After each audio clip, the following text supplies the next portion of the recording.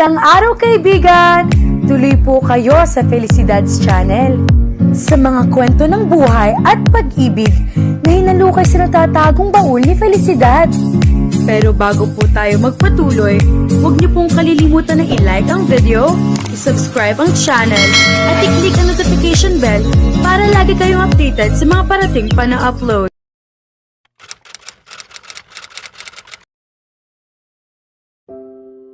Hindi na nag-abalang pindutin ni Tony ang doorbell.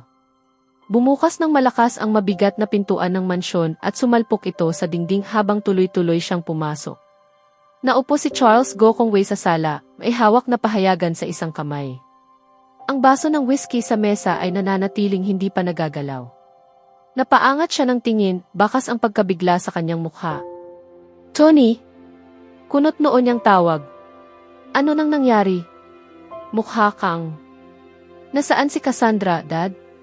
Putol na tanong ni Tony, mahigpit ang tinig. Dahan-dahang ibinaba ni Charles ang pahayagan. Nasa itaas. Pero ano ba talaga ang nangyayari? Malalim na napabuntong hininga si Tony. Hindi na niya ito maitatago pa. Lalo na sa kanyang ama. Narinig niyo na sigurong inaakusahan ang Venture and Corporation na ninakaw nila ang konsepto ng kampanya ng Velor Fragrance House at Bahay ng Liwanag, hindi ba? Minsang tumango si Charles, mabigat ang ekspresyon. Siyempre. Iyan ang laman ng lahat ng balita. Bakit? Lalong tumigas ang panga ni Tony. Si Cassandra ang may kagagawan nito. Binayaran niya ang isang hacker para gumawa ng mga peking website at baguhin ang petsa ng mga ito upang magmukhang nauna ang kampanya. Sinadya niyang palabasing sila ang nagnakaw. Napatigil si Charles. Nanatiling hindi nagagalaw ang baso sa mesa, ngunit namuti ang kanyang mga kamao sa higpit ng pagkakakuyong. Si Cassandra ang gumawa nito. Mahina niyang tanong. Hindi sumagot si Tony. Hindi na niya kailangan pa. Mabilis na siyang umakyat sa hagdan, nilalaktawan ang tigalawang baitang habang dumadagundong ang tibok ng kanyang puso sa kanyang dibdib. Hindi na siya kumatok. Malakas niyang itinulak ang pinto ng silid ni Cassandra hanggang sumalpok ang door knob sa dingding. Naupo si Cassandra sa harap ng kanyang vanity mirror, nagsusuklay ng buhok. Bahagya siyang napaatras nang makita si Tony. Tony, ano nang ibig sabihin nito? Pumasok si Tony sa silid. Humaba ang kanyang anino sa sahig habang papalapit siya. Ano ang ginawa mo? Napakurap si Cassandra bago bahagyang itinaas ang isang kilay. Kailangan mong maging mas malinaw. Si Ryan, mariing saad ni Tony. Alam ko na ang lahat. Sa loob ng isang saglit, nawala ang kanyang mahinahong anyo. Ngunit agad din siyang napangiti ng may bahid ng panunuya na para bang wala siyang pakialam. Kung ganon, nag-alab ang galit ni Tony. Bakit mo sinabotahe ang kampanya? Bakit mo ipinahamak ang isang taong walang kasalanan? Ipinahiya ako ni Maxwell, mariing sagot ni Cassandra, habang marahas niyang ibinagsak ang suklay sa ibabaw ng mesa. Bigla niyang ipinawalang bisa ang aming kasal na para bang wala lang ang lahat. Para bang wala akong halaga. Nakita iyon ng lahat. Pinag-usapan ako ng lahat. Sa palagay mo ba, basta na lamang akong ingiti at magpapanggap na walang nangyari? Matalim ang tinig ni Tony. Kaya dahil doon, sisirain mo ang isang buong proyekto. Sisirain mo ang pangalan ng isang taong walang kasalanan para lamang saktan si Maxwell. Dahan-dahang umangat ang mga labi ni Cassandra sa isang malamig at mapait na ngiti. Ang babaeng iyon ang dahilan kung bakit ako iniwan ni Maxwell. Pagkatapos niya akong talikuran, kumuha ako ng mga pribadong investigador. Siya lang ang tanging babaeng pinagtuunan ni Maxwell ng pansin. Tinulungan niya ito sa kaso ng pagkuha ng kustodya sa anak. Si Maxwell, na hindi kailanman nag-aabala para sa iba, na hindi nakikialam sa problema ng sinuman. Pero pagdating sa kanya, lalong tumalim ang kanyang tinig, puno ng matinding galit. Para sa kanya, kaya niyang gawin ang lahat. Parang biglang sumikip ang dibdib ni Tony. Maxwell. At si Amara. Bakit ba sabik na sabik kang protektahan ang babaeng iyon? Tanong ni Cassandra habang naninikip ang kanyang mga mata. Maliban na lang kung... Muli siyang humiti, ngunit ngayoy puno na ng panunuya. Mahal mo siya. Hindi iyon pinabulaanan ni Tony. Hindi niya magawa. Mahina lamang na natawa si Cassandra habang umiiling. Akala ko na nga ba? Mukhang mahusay talaga siyang umagaw ng puso ng mga lalaki. Si Maxwell. At ngayon, ikaw naman. Mariing naipikit ni Tony ang kanyang mga kamao, ngunit nanatiling kalmado ang kanyang tinig. Sinabihan ko na si Ryan na magtago sa ibang bansa. Hindi titigil ang mga investigador ng Escudero hanggat hindi nila siya natatagpuan. Pati ikaw. Pinabura ko kay Ellie ang lahat ng bakas na maaaring magturo sa iyo. Iyan lang ang dahilan kung bakit nakatayo ka pa rito ngayon. Nag-krus ng mga braso si Cassandra, ngunit hindi niya naitago ang bahagyang pag-aalinlangan na sumilay sa kanyang mukha. Tama na. Nagmula ang tinig sa may pintuan. Nakatayo roon si Charles. Matigas ang kanyang mukha na tila inukit sa bato. Narinig na niya ang sapat. Napatigil si Cassandra. Dad. Huwag. Pumasok si Charles sa silid at tila napuno ng kanyang presensya ang buong paligid. Kasalanan ko ito. Labis kitang pinalaki sa layaw kaya hindi mo na malaman kung ano ang tama at mali. Dad, ako'y. Tumahimik ka. Humagupit ang kanyang tinig na parang latigo. Dinungisan mo ang pangalan ng ating pamilya. Ano man ang maging pasya ng mga Escudero tungkol sa iyo. Mabagal at mabigat siyang bumuntong hininga. Tatanggapin natin iyon. Namutla ang mukha ni Cassandra. Mariing napakuyom ni Tony ang kanyang panga, ngunit nanatili siyang tahimik. Tumingin si Charles sa kanya. Baka sa kanyang mukha ang pagod, ngunit nananatiling matatag ang kanyang pasya. Gawin mo ang nararapat, Tony. Ngunit sa pagkakataong ito, hindi ko na siya ipagtatanggol. Nag-vibrate ang telepono ni Maxwell habang mabilis siyang naglalakad palabas ng sliding doors ng departure hall ng paliparan. Kasabay niyang naglalakad si Bert na hindi nagpapahuli sa kanyang bilis. Nakita na siya sa CCTV, sabi ni Bert habang itinataas ang hawak niyang tablet. Gate C-23. Nakatakda siyang sumakay sa flight papuntang Dubai. 30 minuto na lang bago magsimula ang boarding. Lalong tumigas ang panga ni Maxwell. Sabihan mo ang grupo na kumilos. Tahimik lang. Ayokong mauwi ito sa isang malaking kaguluhan. Agad na pumwesto sa kanilang likuran ang 2 security officer ng Escudero Group. Nakasuot sila ng maiitim na Amerikana na halos hindi mahalata sa dami ng tao sa paligid. Hindi naging mahirap para sa kanila na makita si Ryan.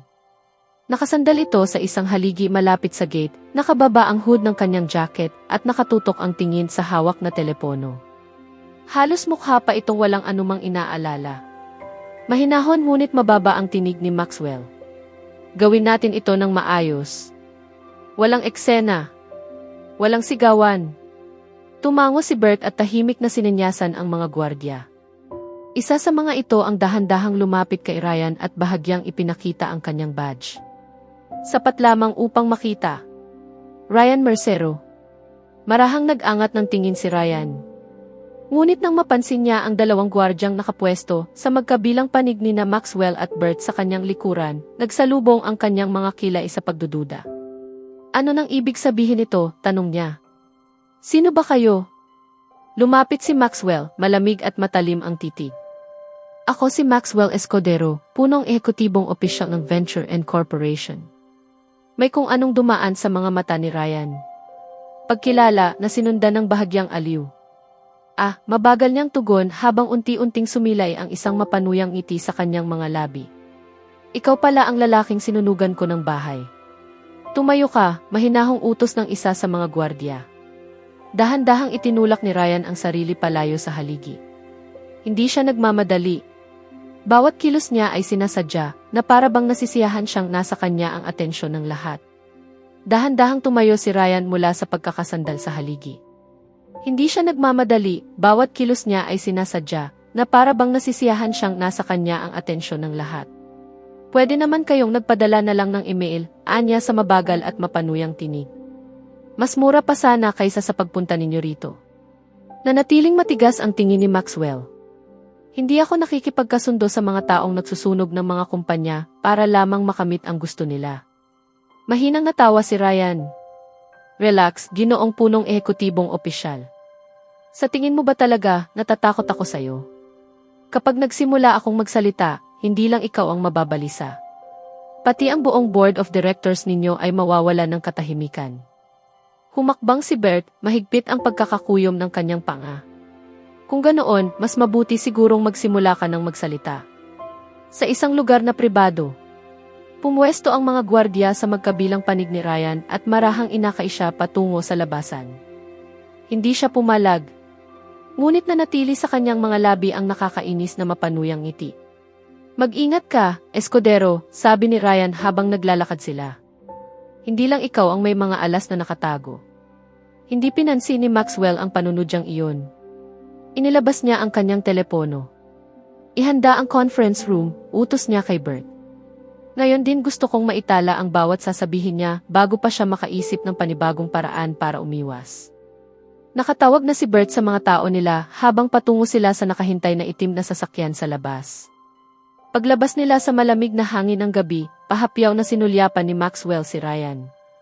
Sasabihin mo sa akin kung sino ang nagbayad sa'yo, malamig niyang sabi. At pagkatapos noon, ipagdasal mong huwag kitang ihatid mismo sa mga otoridad. Lalong lumawak ang ngiti ni Ryan. Kung ganon, mas mabuti pang maghanda ka na, Maxwell. Hindi mo magugustuhan ang maririnig mo. Nakasandal si Ryan sa bakal na upuan na para bang siya ang may-ari ng lugar. Kaswal niyang ipinatong ang isang bukong-bukong sa ibabaw ng kabilang tuhod. Mahinang umugong ang mga fluorescent light sa kisame na nagbubuga ng mapuputlang liwanag at lumilikha ng matitinding anino sa mga dingding ng conference room. Nakatayo si Bert malapit sa pintuan, nakatiklop ang mga braso. Samantala, ibinagsak ni Maxwell ang isang makapal na folder sa ibabaw ng mesa nang may malakas na tunog. Kilala mo ba ang mga ito? Tanong ni Maxwell habang isa-isang inilapag sa harap ni Ryan ang mga nakaimprentang dokumento. Mga server log, talaan ng handshake data, at mga packet trace. Mga ebidensyang malinaw na nag-uugnay sa isinagawang pag-atake. Sinulyapan ni Ryan ang mga dokumentong nakalatag sa mesa. Bahagyang umangat ang sulok ng kanyang mga labi sa isang mapanuyang ngiti. Ang galing, Anya. Malalim ang hinukay ninyo para makuha ang mga iyan. Kung may dapat kilalanin, nararapat lang na ibigay ko ang papuri. Hindi ito laro. Kasimbagsik ng yelo ang tinig ni Maxwell. Naglagay ka ng mga peking file na may binagong petsa sa iba't ibang ghost domain upang palabasing ang venture and corporation ang Nangopia. Halos sinira mo ang reputasyon ng buong grupo ko. Halos winasak mo ang buhay ng isa sa mga empleyado ko. Para saan? Sumandal si Ryan sa kanyang upuan, nananatiling kalmado ang anyo na lalo lamang nakapagpapainit ng ulo. Sino ba ang nagsabing ikaw ang tunay na pakay? Lalong tumigas ang panga ni Maxwell. Kung ganon, sino? Kumikislap ang mga mata ni Ryan na tila maihalong panunuya at aliw. Sigurado ka bang gusto mong marinig ang sagot, Ginoong punong ehekutibong opisyal? Baka maging napakaasiwa ng mga susunod ninyong hapunan bilang pamilya. Hindi na tinag ang titig ni Maxwell. Magsalita ka. Matagal na katahimikan ang namayani. Tinitigan lamang siya ni Ryan na wari isinusukat kung gaano kalaking kaguluhan ang nais niyang idulot. Pagkaraan ng ilang sandali, dahan-dahan siyang umiti. Sumandal siyang muli sa upuan, bakas ang kampante at mapanuksong ngiti sa kanyang mga labi. Ang dati mong kasintahan. Huminto siya sandali bago malinaw na binigkas ang pangalan. Si Cassandra Go Kongwei. Siya ang nagbayad sa akin para gumawa ng peking website ng kampanya at baguhin ang lahat ng petsa. Ang layunin, magmukhang ang venture and corporation ang nanggopya ng konsepto ng kampanya ng Velor at Bahay ng Liwanag. Mahinang napamura si Bert at mabilis na humakbang pasulong. Ngunit hindi gumalaw si Maxwell. Nakatayo lamang siya roon, tila nanigas, habang ang bawat kalamnan ng kanyang katawan ay naninikip sa pagpipigil. Bakit? Tanong niya sa wakas, paos ang tinig. Nagkibit balikat si Ryan na para bang walang halaga ang lahat. Marahil ay hindi niya matanggap ang paraan ng pakikipaghiwalay mo sa kanya. At marahil, bahagya siyang umiti, hindi rin niya nagustuhan ang babaeng abala mong inililigtas. Biglang sumikip ang dibdib ni Maxwell. Mariing napakuyom ang kanyang mga kamao sa magkabilang tagiliran. Sumulyap siya kay Bert na noon pa man ay inilalabas na ang kanyang telepono. Lalong tumigas ang anyo ni Maxwell. Kunin mo ang lahat ng record ng mga account ni Cassandra. Utos niya sa mababa ngunit malinaw na tinig. Bawat bayad. Bawat paglilipat ng pera. Gusto kong magkaroon ng matibay na ebidensya sa bawat sentimong napunta sa taong ito. Mahinang natawa si Ryan, waring walang anumang alalahanin. Sundan ninyo ang bawat bakas kung gusto ninyo, Escudero.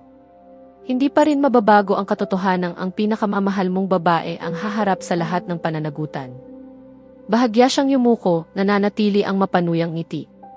Walang pakialam ang board kung bakit nangyari ang lahat ng ito. Ang mahalaga lang sa kanila. Nangyari ito. Naging kasintigas ng yelo ang titig ni Maxwell. Titingnan natin kung totoo nga ang sinasabi mo. Sa susunod na kabanata, haharap si Cassandra sa mabibigat na ebidensyang maglalantad sa kanyang papel sa sabotahe, habang sisimulan ni Maxwell ang pag-uusig laban sa kanya. Ngunit bago tuluyang matapos ang lahat, magbibitiw si Ryan ng isang revelasyong magpapayanig sa lahat at magpapabago sa direksyon ng kaso. Kaya abangan natin,